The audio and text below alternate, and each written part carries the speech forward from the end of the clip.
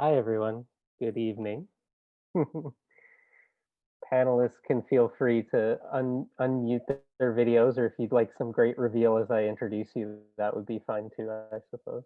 Hello, everyone. It's really nice looking through the participants and seeing people kind of show up here to see so many friendly names and friendly faces and everything. So welcome, everybody. This is the Roots of Small Press panel. It's our first panel in a weekend full of them as part of the Indie Lit Symposium, uh, featuring many of your favorite presses from across Canada. If you visit the Meet the Presses website, which is meetthepresses.wordpress.com, you can find out a little bit more details about the schedule. The good news, you've already registered for them. And we'll just send you individual links as the panels come along. Just by being here, you're already in the system. So if you want to come and listen to people talk about like outlaw presses, magazines and journals, there's a number of really great things happening Saturday and Sunday. Before we go further, I'd like to take a moment and acknowledge that though we're gathering in a virtual space, Meet the Presses rests on the traditional territory of many nations, including the Mississaugas of the Credit, the Anishinaabe, the Chippewa, the Haudenosaunee, and the Wendat people, and is now home to many diverse First Nations, Inuit, and Métis people. We want to acknowledge that Toronto is covered by Treaty 13 with the Mississaugas of the Credit, and encourage you wherever you are kind of in the world to learn a little bit more about the history of the land that you're on, maybe the history of the land that you grew up on, and just take this as an opportunity as we're moving through these virtual spaces to just learn a little bit more about the people who take care of your land and have taken care of your land. So my name is Aaron Tucker. I'm really excited to host this evening. I'm one of the Meet the Presses collective. We're gonna have a chat tonight about some of the history of small press. Obviously, this isn't a complete history, but there are a number of really wonderful main pieces here that I really would like to hear, not just talk, but talk to each other and different things like that, and hear some of the experiences about this. And I think it'll set a really good tone for the rest of the conversations this week.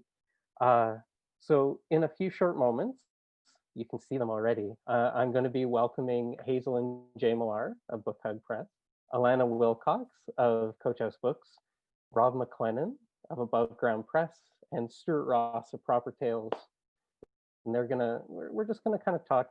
Rob will be coming in and out of George Bowering, his special guest. The first 30 minutes are going to be kind of a moderated discussion. And then the last 15, 20 minutes, we're going to open it up to a Q&A. So if you want to include your questions in the chat, that's great. Or when it comes time, well, no, yeah, let's all just do it through the chat. I think that's easier. I should say my hesitation is because the ever wonderful Gary Barwin and Tally Verone are in the background, kind of ghosts in the machine pulling strings and different things. So I'm not quite sure what they can do in terms of turning mics and camera on. So I think if the Q&A can just happen kind of through the Q&A or through the chat, I think that would be best. So I'll just do a really brief introduction of each of the panelists. And then one of the first things we're going to do is just have them talk a little bit more about themselves. So Rob McLennan, he's the editor and publisher, Ottawa-based Above Ground Press, specializing in poetry and fiction, produced well over 1,000 chapbooks, broadsides, and zines since 1993, so a little over 25 years.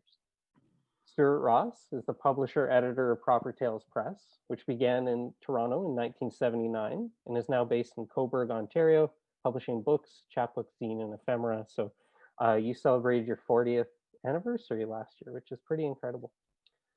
Book Hug, Hazel and Jay Millar are co-publishers and editors of Book Hug, the Toronto-based publisher of experimental poetry, fiction, essays, and works in translation since 2004. And last but of course not least, Coach House Books, Alana Wilcox, hello Alana, is editorial director of Coach House Books, which has been publishing innovative fiction, poetry, drama, and nonfiction titles since 1965. So I do have a few directed questions, but before we get into that, I was hoping that we might go around and each of you sort of give a little bit of a recounting of the history of your involvement with the press or with the press itself, and just kind of explain a little bit of the trajectory here and maybe give us a little bit of the history of your relationship with small press. I'm just gonna, I think, call on people as they exist in my little Zoom box here. So I'm gonna start at the top up there with Rob McLennan and Above Ground Press. Hi. Hi. Above Ground, I started making chapbooks because I saw them in the University of Ottawa library.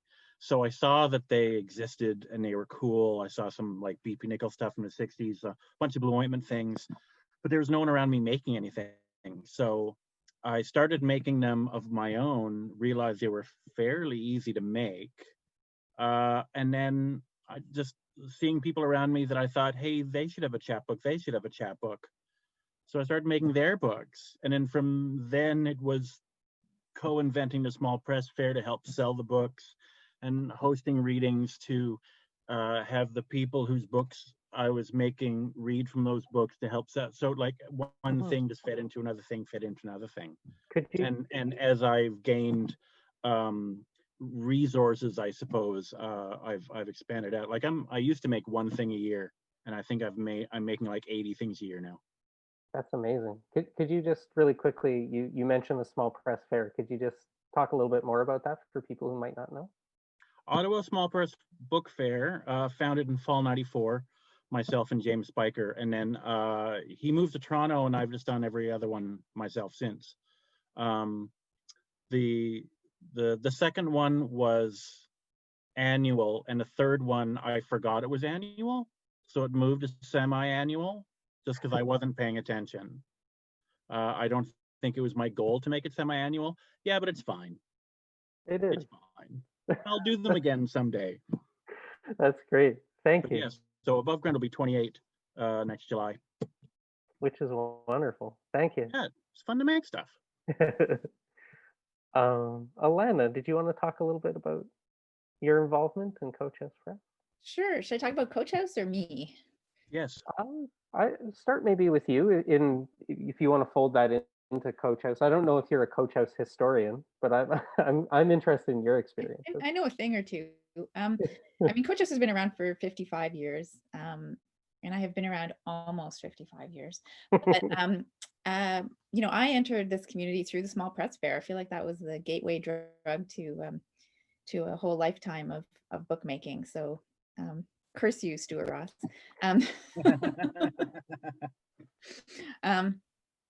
I stumbled into Coach House as an undergrad.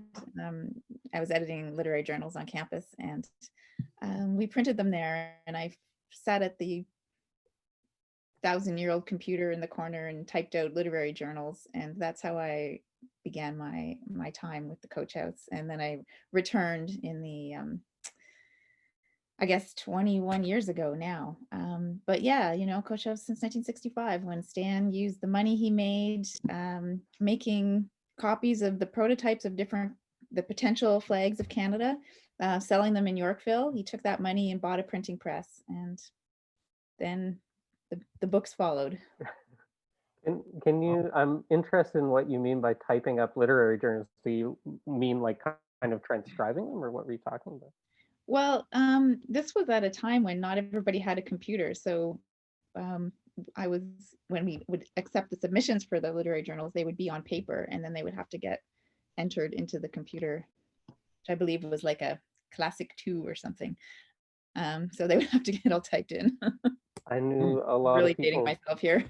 No. I knew people in undergrad who made their money typing up essays and things for other people because they didn't have computers and things. So that's interesting. It's a different time, but also kind of fits into what we're doing. Jay and Hazel, did you want to talk next? Sure, we'll just unmute here. Hello. Yeah, hi, Rob. Hello, Rob. Yeah, I mean, the roots of Book Hug is, I mean, it's combined with most of the people that are on this panel, right? Like I was living, we both grew up in London, Ontario, and when I was there, I met Bill Bissett, and that was the first poetry reading I ever went to, and it kind of freaked me out enough that I went to the library and was looking for, you know, books that he'd done, and discovered Blue Ointment and And then from there, discovered all kinds of small press stuff. And then when I moved to Toronto, I mean, I even discovered Proper Tales Press in the D.B. Weldon Library in London. And then when I moved to Toronto, went to my first small press fair, and there were all these people that I'd found in the library standing behind tables with more stuff. And just wanted to, I don't know, I wanted to join in on that. I put out a couple of chapbooks when I was living in London of my own work. He wooed me with I wooed her with my first chapbook. What was the title of the chapbook? That was so wooing. You ready for this? It was called Uranium Kisses Will Knock Your Socks Off, which is definitely a first chapbook kind of title.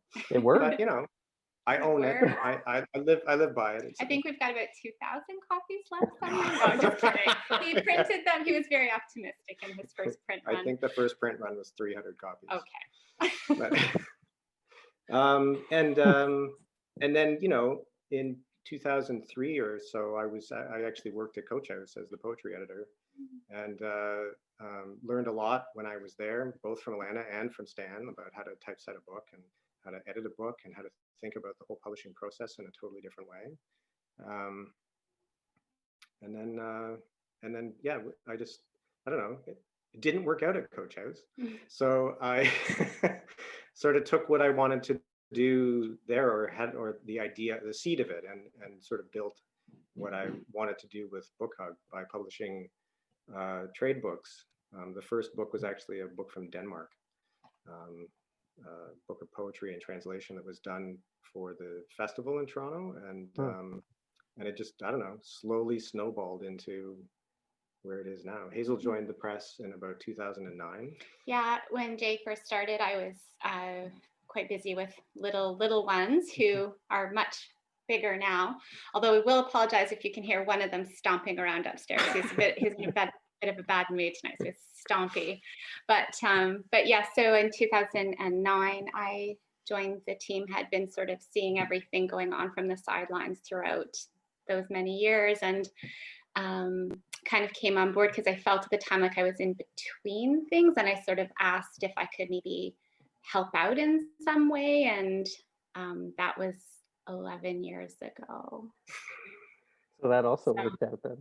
It worked out. No chapbook. It didn't at first. It didn't at first. All we did was argue at first. We fought all the time. And now look at you. You're practically in tandem. You have like your little kind of a routine that you do when you host and everything. It's lovely. That's right. Stuart, yeah. So Proper Tales Press. So when I was a teenager, I attended a really weird little alternative school up in North York, north end of Toronto. And we had a creative writing program there. And I think it was maybe in about grade 11 or 12 that we started getting some visiting instructors. And they included Victor Coleman and David Young, Robert Phones, and Joe Rosenblatt, all of whom were associated either as editors or writers with Coach House, and which I hadn't heard of till that moment, I think. Anyway, one of them, and I think maybe it was Joe Rosenblatt, did a whole week where we went downtown to Coach House every day, and we went up into the coffee lounge and library there, and it was like this mystical, incredible experience. I was so blown away. I mean, these hippie freaks were, teaching us about weird ways of writing poetry, and so many really weird books. Bill Hutton and Victor's books, and it was amazing. It was eye-opening. I don't remember where I saw my first chapbook, but in 1979, when I was 20, I was doing a reading at this Axle Tree Coffee House downtown Toronto, and I decided, okay, I'm gonna make big money from this. So I went to my dad's office, and I typed on his Selectric typewriter an 11 or 12-page little poetry pamphlet, which I photocopied and made 50 copies of and folded them. They weren't even stapled. I didn't know you actually could bind them in those days. And that night, I went to the Axle Tree Coffee House. It was a Saturday night in 1979, and I sold 13 copies, which was brought me $6.50, which bought a spectacular dinner at Kwang Chow's on Elizabeth Street. And I realized poetry equals money. Money equals food. I mean, this was going to be my future, making big money. Sometime shortly thereafter, I was walking down Yonge Street, and I met Crad Kolodny, who was a self-publishing fiction writer selling his chapbooks out there with signs around his neck saying, decrepit writer, buy my books. And I thought, this is it. This is my future. So instead of 50 photocopied copies, I went to a printer up in Thornhill. I made 1,000 copies of a 36-page chapbook called Bad Glamour. And I stood out there with signs saying, writer going to hell, actually just down the block from Crad. And I started doing that. For 10 years, I stood out on the street selling self-published chapbooks. And I sold about 7,500 of them over that course of that time. I also started publishing other writers who were friends of mine, Lily Nechikov and Michael Boyce and Mark Laba, some of whom sold their books briefly in the streets as well. And then I got real. Oh, at the same time, I was working at the York University newspaper as a typesetter. Back again in the days when people didn't have their own computers, I operated an AM Verityper Competitive 5900. So you type stuff and it would come out on this sort of film, and you'd hang it up to dry, and you'd put it through stabilizer and activator and stabilizer, and you'd cut it all up. But anyway, it was incredible. And anyway, I got other kinds of jobs, like at Harlequin, going from Proper Tales Press to Harlequin Enterprises, where I was a copy editor. I learned a lot about editing. And since then, I've been publishing and editing all sorts of stuff, from leaflets and postcards, a few books with spines, a lot of chapbooks.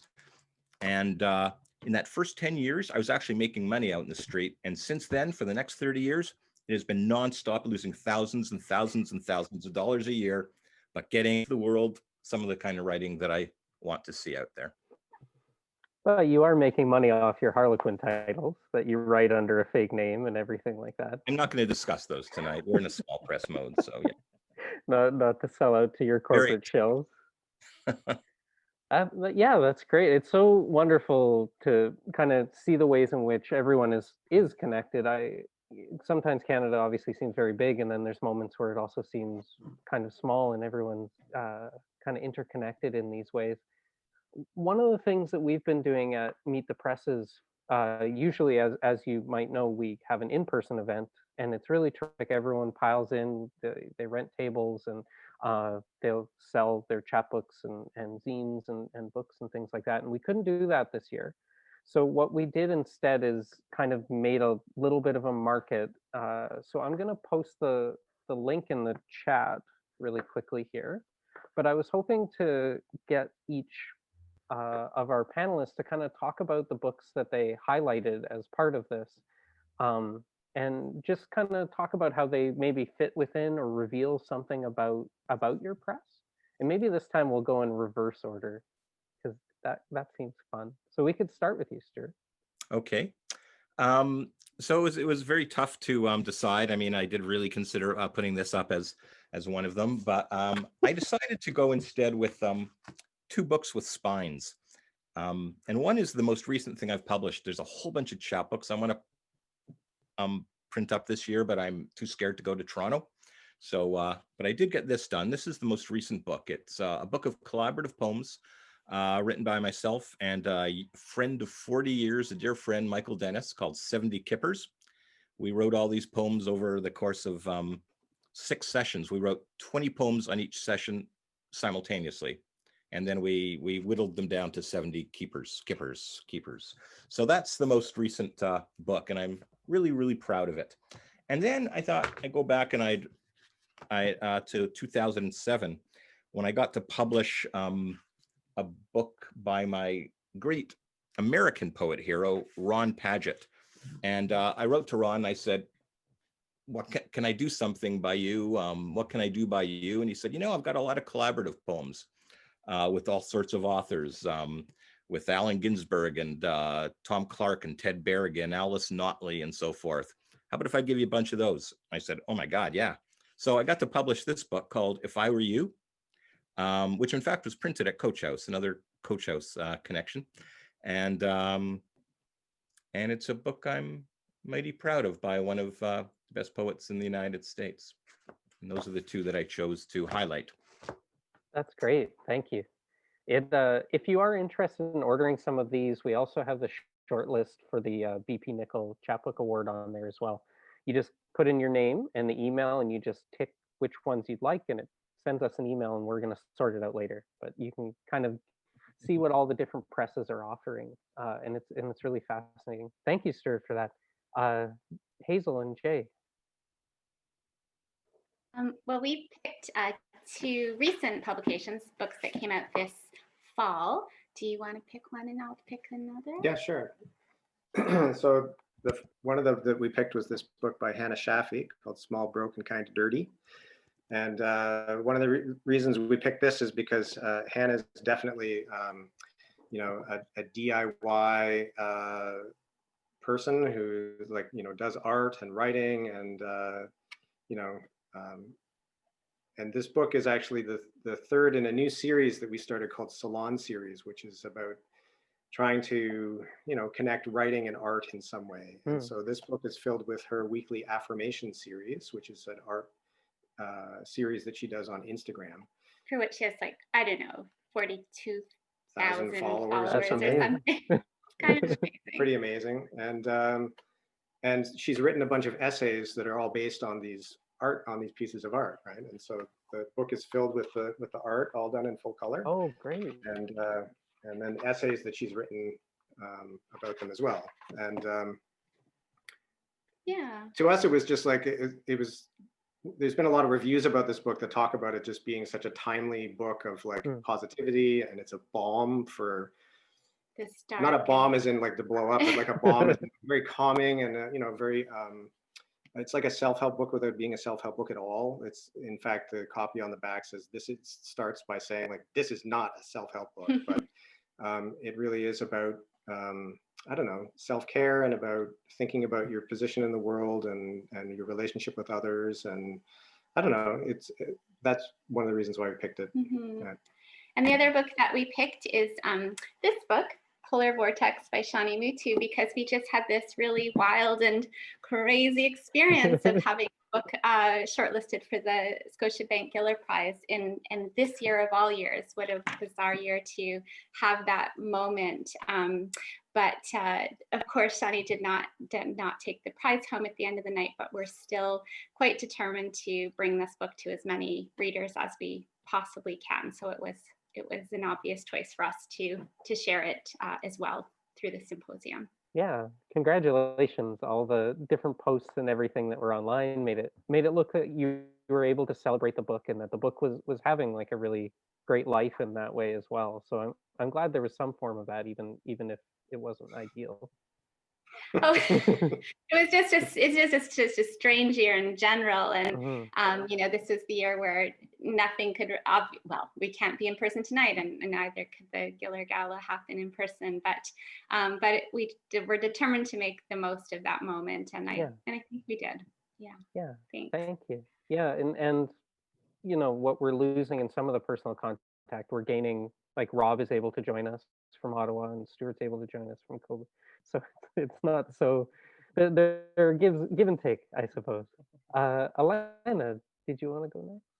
Yeah, and I forgot to bring the books with me, if you can believe it. Anyway, the first one I want to talk about is Avant Desire, which is a Nicole Broussard reader.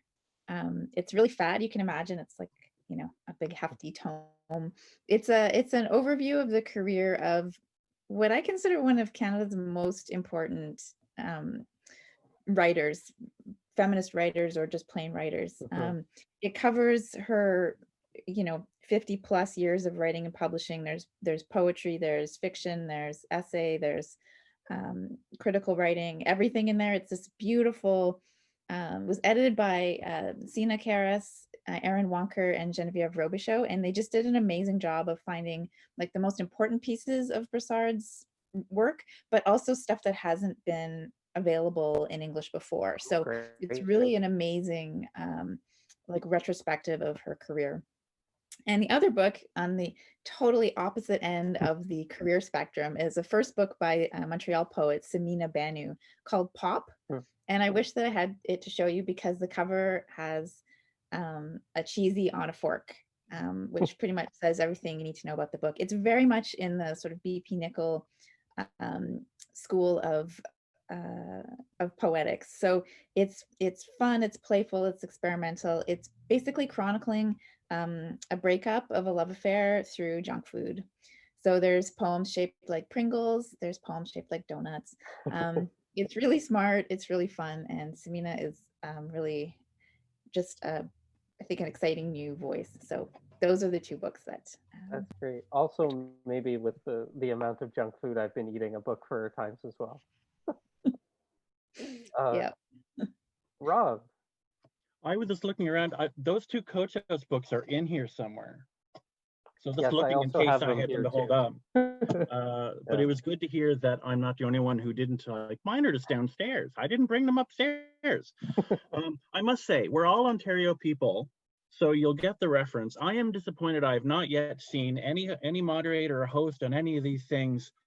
You know, we're all in virtual spaces, but no one's doing the, you know, Rick Green Prisoners of Gravity kind of thing from one of these Zoom calls, right? That would just be cool. Be the one Anyway, that starts it. well, but you're the moderator. So my two titles, Cecilia Stewart Hounds, it's a second chapbook, young Toronto poet.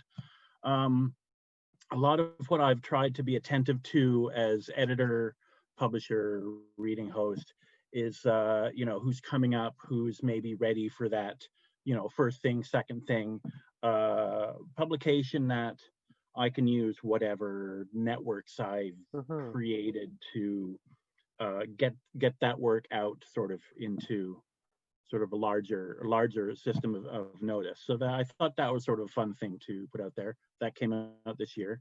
And the other one was Would You Like a Little Grandma on Those, a fiction chapbook by Jane Eaton Hamilton. She's more established, but I started a fiction imprint about 2-3 months ago because of, you know, it's good to start new things.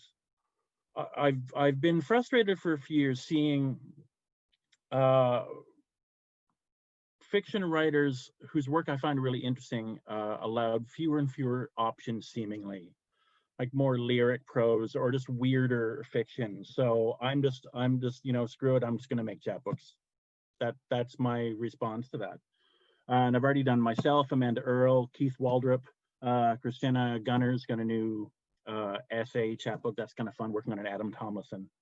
So I thought those were two sort of strains worth pointing out for Above Ground, my interest in the young people, Yes. And my annoyance at fiction. Well, part of too what I like about what connects all of you on this panel is like you genuinely publish things that I love to read, that I do read, and I feel like they're all connected in that sort of care and support in different forms and everything like that. I did have some specific questions for people, but as I was rereading them, I realized I could kind of ask any of you either of these questions, but I think I'm going to direct them just for kind of I don't know, clarity's sake. And I wanted to start with Alana. And again, this is, I think, a question that I could ask anybody on the panel, but I grew up in a fairly small town, and Jay, you're talking about the library and how important the library was. The library was immensely important to me growing up. It was the only way I was exposed to new ideas, really. And I found reading materials difficult to get, and I'm sure I came across a Coach House book before then, but I don't remember an actual Coach House book until I was an undergrad, and I was given the first 2 books of the Martyrology. And before I even read it, I was just sort of blown away by the book itself and the book object. And it was one of the first times where I realized, oh, a book isn't just a thing you read; it's this whole other thing. And I saw the care and love, and was immediately drawn into that. And so I was thinking back on this memory, and I wanted to ask you in particular, because you actually, the press is still at the historical Coach House, like you're still in that space, I think, in a way that some of the other presses here aren't. How do you balance the press's kind of rich, illustrious, experimental history and all the many different types of books you make with the sort of contemporary moment and what you want to do with the future of the press? Yeah, that's a pretty big question. It is, and, yeah. You know, it's not a question I have a clear answer to, because that's what I grapple with every day. I mean, I'm so honored to be stewarding the history of Coach House into the future, right? I mean, it is so important what has been done there over the past half a century, which puts a lot of pressure on our current incarnation to balance respecting that and continuing on. You know, you can't live in the past. You certainly can't pay the bills in the past. So, you know, all smaller publishers have to grapple with the conflict between art and commerce, and this just piles that on, right? So it's like a double conflict for us. You know, I like to think that we, you know, the two books that we picked inadvertently answered your question, right? Yeah. I talked about Nicole Broussard and Samina Banu. So there's, you know, we like to still bring in newer voices, younger writers, but also continue to publish where we can, the people we've published in the past. So yeah, it's something I'm constantly aware of, and it's a tough question to answer for sure, because I don't know if I'm doing a good enough job at it, right? I mean, things have changed so much since the 70s. We couldn't survive. We couldn't be in business publishing the way they published in the 70s. A, we'd be in jail for putting acid in our books, but B, you know, it's a much more mercenary marketplace than it was then. The price of books hasn't gone up in 30 years, right? So there's not the freedom to, especially because we use expensive paper and all that, there's just not the freedom to be as playful as we were able to be deep in the past. Yeah, but I still look forward to the books that are coming out every season, because I do think that you're doing a terrific job of kind of gesturing to where you came from, but also not dwelling in it and pointing forward. And I always look forward to the Coach House catalog. Well, thank you. Jay and Hazel, I wanted to ask you, like, some of, and again, I think I could ask this about other presses too, but some of my most favorite experimental literary works have been published by BookThug. And I've always admired your willingness to champion such works. At the same time, and especially over the last decade, I think your catalog is expanded and it's quite varied, and you're taking on many different genres and authors in different ways. So I was hoping you could kind of talk about just that expansion and that incorporation of this wide range of authors and works that touch so many readerships. Yeah, sure. I mean, to us, that it is a question of growth as well, in the way that Alana was talking about. And I think what we're always constantly thinking about is, like, how can we invite other people to the press? Like, how can we invite people into the community that we are supporting? And that can be done by inviting a new voice. That can be invited by inviting an established voice we haven't worked with before. And I think both of the books that we showcased earlier, like, you know, this is Hannah's second book, but we published her debut book of poetry in 2018. And Shani, that was something that kind of, you know, her agent brought us the book, and we kind of thought, well, this is interesting that this is being brought to us, and so we had to kind of go to bat for it, but we realized right from the beginning that it was a really, really interesting and special book. That really fit in with our list. It takes all kinds of risks that we find really interesting. So like risk is an interesting thing. Like when the press first started, I was really interested in risk in terms of like formal experimentation, lack of a better word. So, you know, I think the constraint-based poetry was really interesting to me. And there were certain books that just weren't landing anywhere. So I was kind of like, I don't know, filling in gaps, right? But as the press grew and times changed and we moved forward through time, the idea of what that risk is changed, right? Like risk is not, it's not just one thing. It can be a whole bunch of different things. And we try to respond to that idea of risk every time we pick a book. And we're just constantly curating this.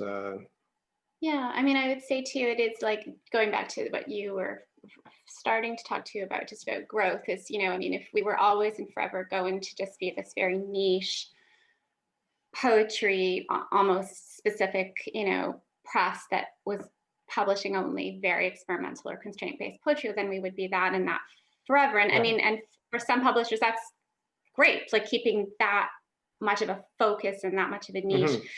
But we wanted to grow, but not exponentially. And we were never interested in sort of a, you know, let's throw spaghetti at the wall and see what lands. It was more like, you know, needing to step back and make very strategic decisions about how we could grow and, you know, what that would look like. And, you know, at one point that was like, we could do fiction, we could do nonfiction, but, you know, not just that. It was, you know, also what voices are out there that we don't know yet, that readers don't know yet, what voices are underrepresented when we look out into the landscape and they're just not seeing their work. You know, what can we do as publishers to find those voices and champion them and help foster a way to put books out into the world by them. So it's always been about that very concerted effort of growing our readership really for our writers and bringing new readers to the press.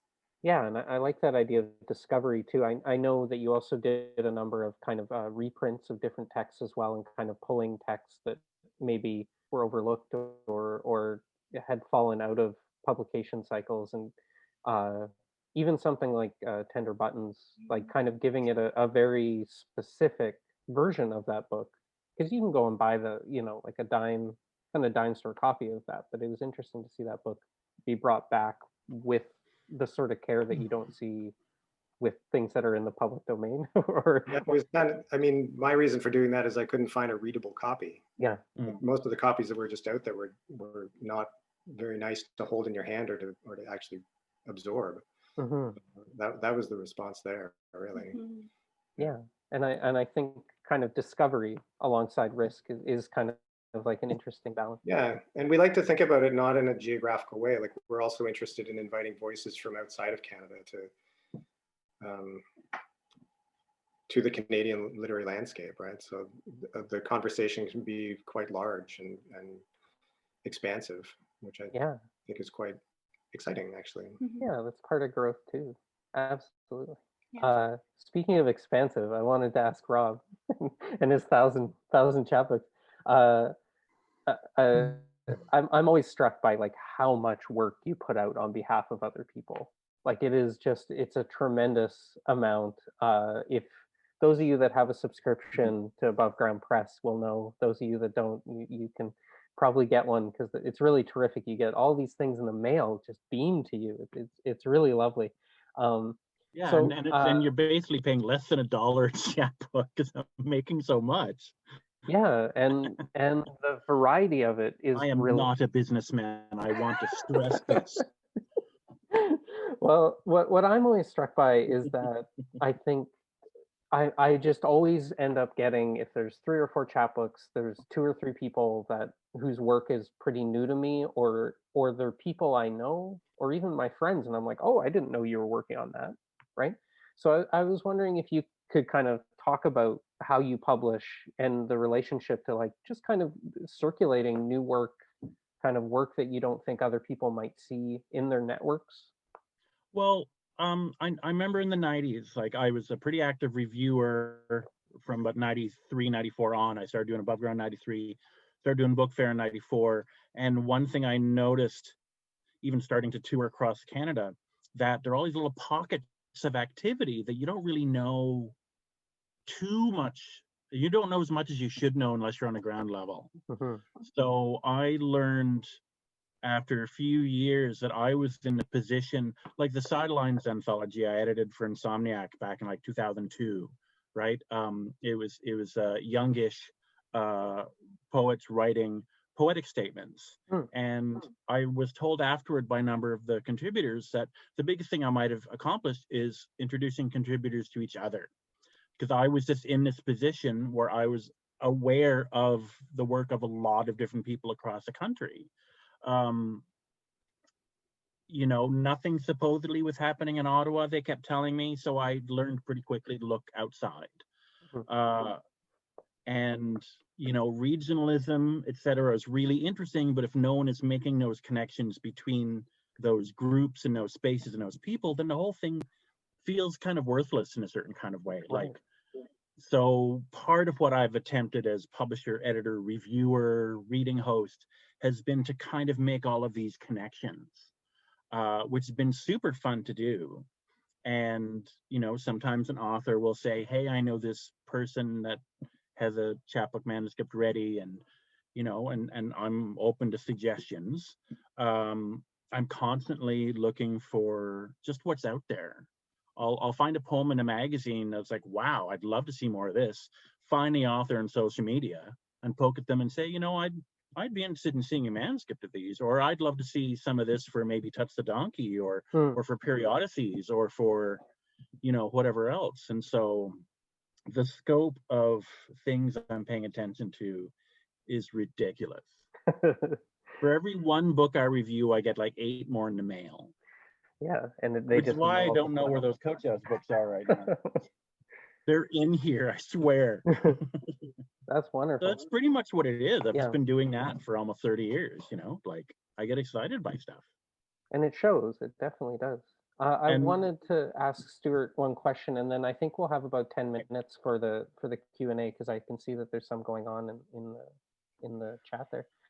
So Stuart, you're obviously a very accomplished, talented poet, but I always think of you as a friend first. And I just was hoping you might talk about, like you even mentioned it, that you were publishing your friends, and that you might kind of talk a little bit about the role of friendship and publishing in indie press and small press.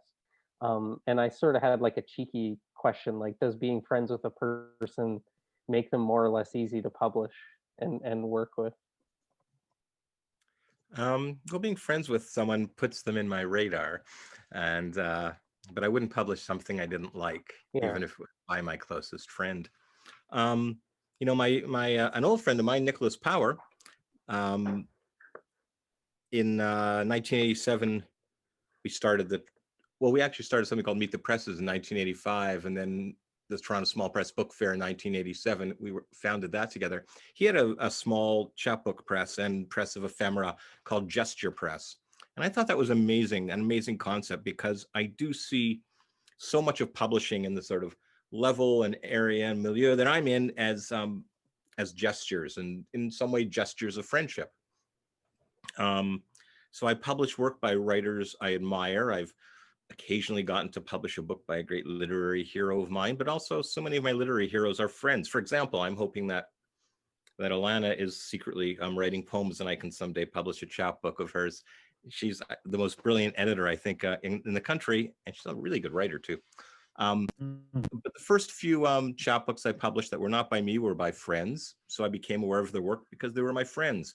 I also had the experience the first year I was out in the street. I met J.W. Curry, a writer, a visual poet and artist, sound poet.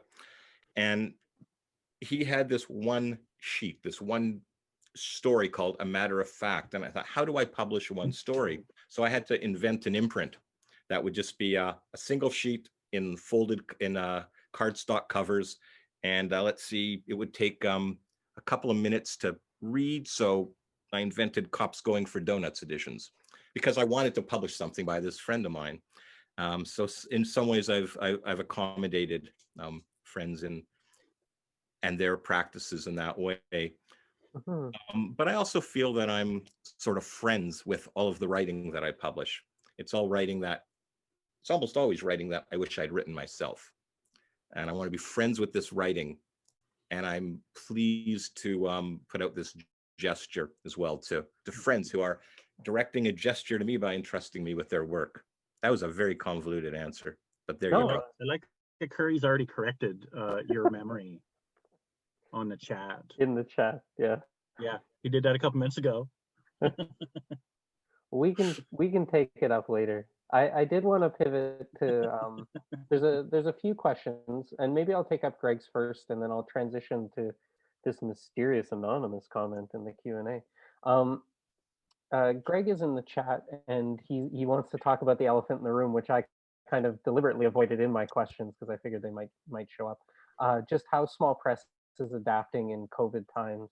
I realize that's kind of like a big question, but maybe if a few of you were willing to take up like a specific tactic or strategy or something that you've been kind of engaging with, whether it's social media, whether it's mailings, whether it's working with bookstores in different ways. I'm not quite sure. I am curious to hear what people.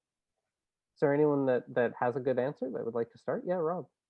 Well, I ended up doing the virtual reading series starting in March. I've posted over 100 videos by various poets from mostly North America as a little like reading. I was posting like 5 a day for a couple weeks in March just to offset that immediate feeling of just like lockdown and squirreliness. Like we're used to it now. I don't know if it's better or worse, but just to offset that immediate stuff. And my mailing increased. When I do a Touch the Donkey, I usually mail out an extra 100 to people, and I probably mailed out 200 or 300. And most of those included letters just to touch base with people. Yeah, the letters are quite nice when they show up and everything too. Yes, I've sent out over 400 letters and I've had a 6% response rate. I'm mentioning that to two of you on the panel, by the way. Not going to mention names. Well, we'll figure out who it was. Maybe it was me. Nobody knows. Did anyone else want to talk about kind of COVID and small press? Yeah, Hazel. I'm just going to mention that I've failed miserably.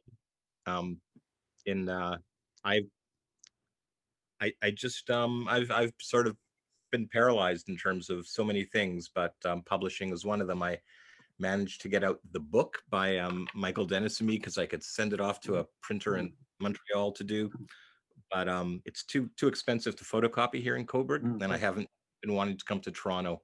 And I've just been in a scramble. I'm so happy that all these other presses are working because I do a lot of freelance editing, but I'm going to make up for it somehow next year or after my cat supplies me with a vaccine or whatever. I don't know. I'll make up for it at some point. Well, yeah, the only juggling we've had to do here is that I've got a COVID delayed cataract surgery, so I haven't been able to drive in like 3 or 4 months. And Christine is high risk, and we have 2 small children. So I have to be strategic about when I go to Staples to drop off or pick up.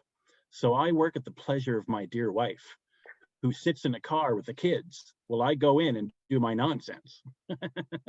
She's a very, very fine woman. Hazel, sorry, you wanted to, yeah.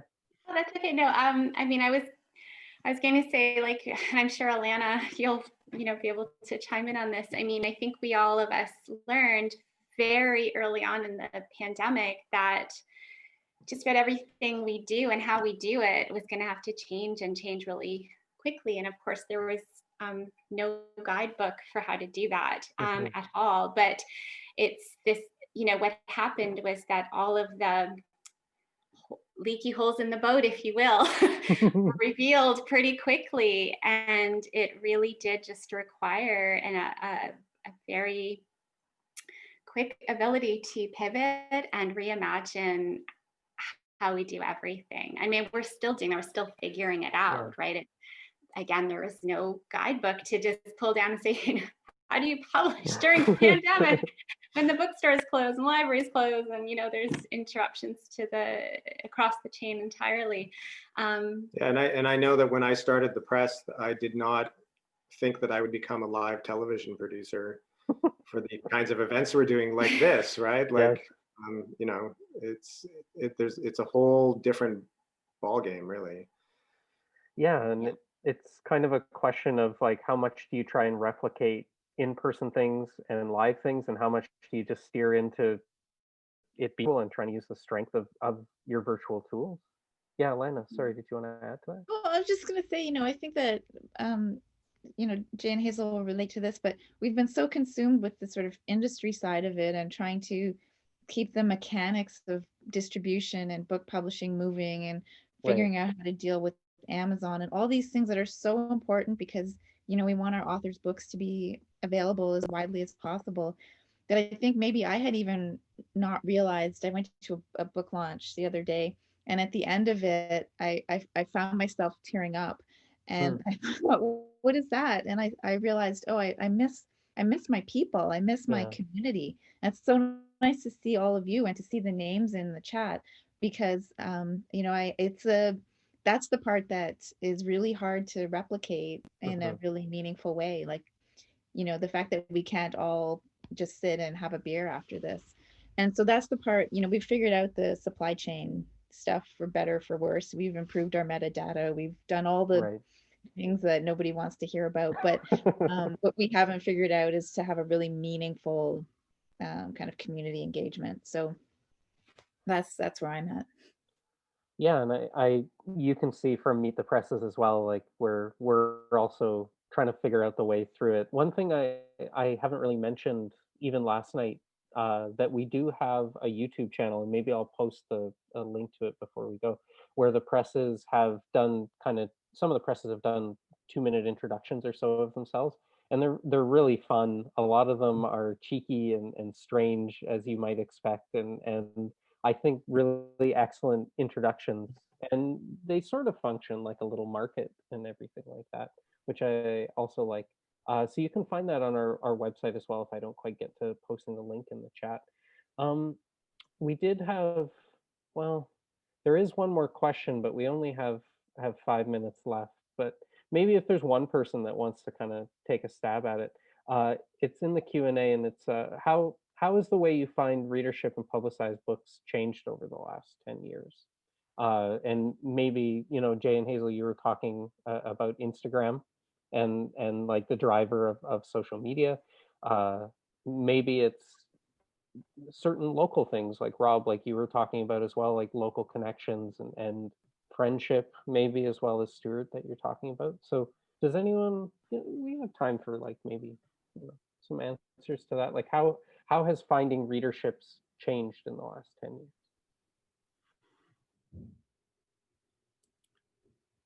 No one wants to take this? I'll take it, sure. I mean, Yeah, for okay, us, Alana. I Yeah. feel like we've just multiplied everything that we do by 10. So, you know, everything is so much busier and noisier out there that you have to just do 10 times as much stuff to find the same number of readers. So yeah, we try all the things. And I don't mean to sound discouraged about it, because it's not bad news. It's you know, and actually the one positive of the pandemic is it brings us one new thing, you know, like this whole idea of expanding your community. It's a different kind of community, but being able to invite people who don't live in your city to your events without having to pay for airfare is really great. So that's a new thing we have to use going forward. But yeah, beyond that, there's, you know, there's social media, there's just all the things. Jane Hazel could probably answer this one too, because this is something we struggle with, all of us, all the time. How do you get your authors' books out to more readers? See, and then Stuart and I don't have to worry about the same things that the two of you. Oh, I thought I was muted. The two of you, like that Book Hug and Coach F's do, right? Because Stuart and I don't have to worry about the market. We can just make shit and give it out if we want to. Like, we don't have to worry about funding. We don't have to worry about distribution. You know, I have 120 subscribers. I'm keeping Canada Post alive right now. But we can make as much or as little as we want without having to worry about that same kind of. Our outreach is a different I guess a different drive. Yeah, right? Different economic models. Yeah. Did you want to mail a bunch of stuff out? I don't know. Yeah, your outreach remains the same. The mail. Yeah, the 900 meters I get to walk with a big IKEA bag of mail. You know. Sorry, Hazel, were you starting to talk? Sorry, we muted and then we unmuted and then we muted again. I kind of forget what I was going to say, to be honest. Sorry. But no, it's okay. I mean, I would echo Alana, though, entirely, and just like, you know, it really, you know, if we're sort of looking at this year in particular, it's just been a year where we really have had to try so many new things. And it's that year where it's like, let's just try it, because what else have we got to lose, right? Yeah, so. And I mean, it's also just such a, I mean, the early part of the century is such a weird time to be publishing books. I mean, a friend of mine once showed me a graph that showed, you know, population against number of books published every year, starting around 1913. And in 1913, if you published a book, you had 1,500 readers for every book. Right. And as time goes on, then the number of books that are published every year starts to go up. And then you hit, like I think it was in the late 70s or something, where it like hit where there were more books than there are readers. And that's what we exist in. There are more books published every year than there are actual readers available to read them. So that's the kind of like, I don't know, great existential question of like, what the hell are we doing kind of thing that's going on. But it's definitely exciting to be part of it for sure. And it's also really curious because you have the grand history of from the golden age of publishing, all those publishers that are still exist, but they're all one publisher now, like with the purchase of, with I was buying Simon and Schuster this week, like that just makes that landscape even more untenable for us to really be operating in the shadow of. And yet we are offering all of the other things that are, done in different ways and done with care and done with love. And, it's, to me, it's a no-brainer. Like, I don't, this is where culture actually exists, whereas in other spaces, it doesn't exist in the same way. And, so fascinating that like the employees of Random House want to go on strike because Random House is going to publish Jordan Peterson and another book. And then yet they're just going to do it anyway. They're like, oh, we'll listen to you. And we'll have this nice forum over here where you can type all of your comments and stuff like that. But I'm pretty sure it's just going to like be flushed away and they'll just publish the book anyway, So I don't know. There's this is like a place, I think, where there's like a culture of listening going on, and as opposed to just almighty bottom dollar kind of thinking. I mean, some of that has to exist, but we are free to pivot in other ways. Mm-hmm. And maybe it doesn't have to exist. Maybe that's the note that we end on. That like we don't need another Jordan Peterson book. That could be okay. So maybe on that note, I want to encourage everybody to visit the press's websites, buy directly from them, buy from your local bookstore, that sort of thing. Especially as the holidays are coming and maybe you have a bit more free time to do some reading. You can visit the Meet the Press's website if you want to learn more about the panels that are happening over the next few days, because they're going to be really, really exciting. First, I want to thank Talia and Gary for doing all the tech and things in the background. So thank you very, very, very much. And to the Meet the Presses collective, Paul Dutton and Jacqueline Valencia, who are also not here, and Beth as well, Beth Follett. And thank you, of course, to our panelists, wonderful, wonderful folk, Stuart Ross, Hazel and J. Millar, Alana Wilcox, and Rob McLennan and George Bowery. Thank you all. I hope to get to see you over the next few days and in person over the next little bit. But in the meantime, have a good night. Have a good weekend. We'll see you all later. Thank you. Thank you.